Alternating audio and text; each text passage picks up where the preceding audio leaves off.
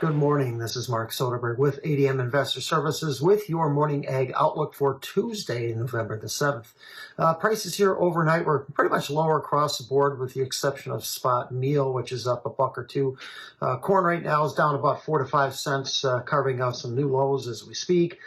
Beans have rebounded. They're only down 2 to 3 now. Wheat prices down across all three classes. Chicago and Kansas City leading the way down, both down about 4 to 7 right now. Minneapolis 2 to 3 lower, and bean oils about 30 to 50 points lower. Yesterday, speculative traders were just pretty much light buyers across the board, with the exception of soybean meal, where they were sellers of about 2,000 contracts. Weather-wise, not a whole lot different here, really, in the big picture in South America. Southern Brazil has seen some relief from the heavy rains here as of late.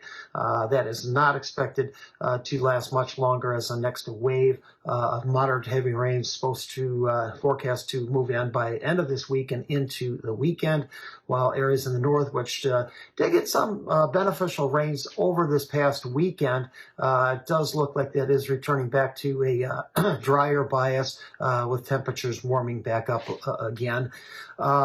The crop is getting in the ground. AgriWell did release planting updates yesterday. Just over 50% of the soybean crop is planted, and roughly 2/3 of the first corn crop is planted as well. I think the bigger concern right now is just how much of this cropland will need to be replanted due to the flooding in the south and too hot and dry and lack of germination in the north.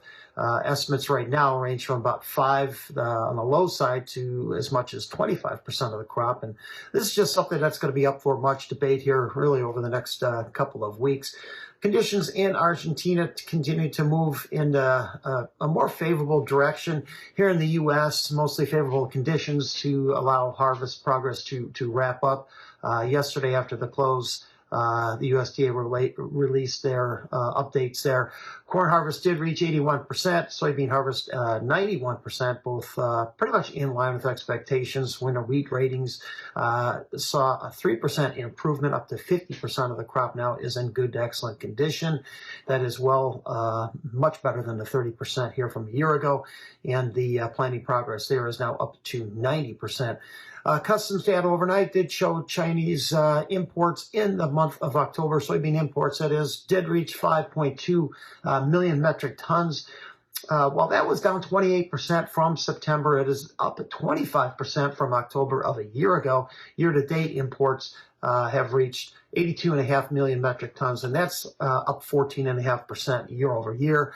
The U.S. attaché sees Chinese imports for the 23-24 marketing year, matching year-ago levels at about 100 million metric tons. And this is slightly below some private estimates here as of late, which range from about 103 to 105. And of course, we are only 2 days away now from the November USDA report.